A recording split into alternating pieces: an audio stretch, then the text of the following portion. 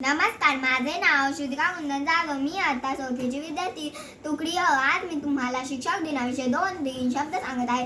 ते तुम्ही शांतपणे ऐकावे अशी माझी नम्र विनंती.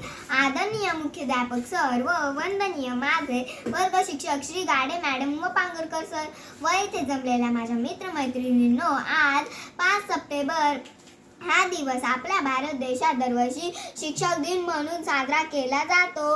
अशा या मंगल दिनी आपणास माझ्याकडून शिक्षक दिनाच्या हार्दिक शुभेच्छा. 5 सप्टेंबर भारताचे दुसरे राष्ट्रपती डॉक्टर सर्वपल्ली राधाकृष्ण यांचा जन्मदिन शिक्षक दिन म्हणून साजरा केला जातो. आई वडील हे आपले पहिले गुरु असतात, तर शिक्षक हे आपले दुसरे गुरु असतात. शिक्षकांचे आपल्या जीवनात अनमोल महत्त्व असते.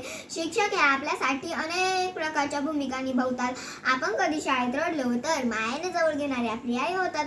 आपण कधी घाबरलो तर धीर देणारे आपले बाबा होतात. आपण कधी चुकलो तर कान पिळून समजावून सांगणारे आपले मार्गदर्शक होतात. तर कधी कधी आपल्या मनातील गुपित जपून ठेवणारे आपले मित्रही होतात. तर कधी आपल्या स्वप्नांना पंख लावणारे आपले प्रेरणास्थानी होतात शिक्षक. थोडक्यात सांगायचे ठरले तर समुद्रात हरवलेल्या जहाजासाठी जसा दीपगृह, तसेच आमच्या जीवनाला दिशा दाखवणारे दीपस्तंभ म्हणजे आमचे शिक्षकच होय. आजचा हा शिक्षक दिन अत्यंत वेगळा आहे, कारण आज आपण आपल्या घरात बसून हा शिक्षक दिन साजरा करत आहोत. आणि मित्रांनो, हे सर्व शक्य झाले फक्त आणि फक्त आपल्या शिक्षकांमुळेच. आजच्या या कठीण परिस्थितीतही आपल्या शिक्षकांनी ज्ञानार्पण करण्याचे कर्तव्य चोख बजावले आहे. आपण शाळेत जाऊ शकत नसलो तरीही वेगवेगळ्या तंत्रज्ञानाचा वापर करून शिक्षक हे आपल्या घराघरात पोहोचले आहे.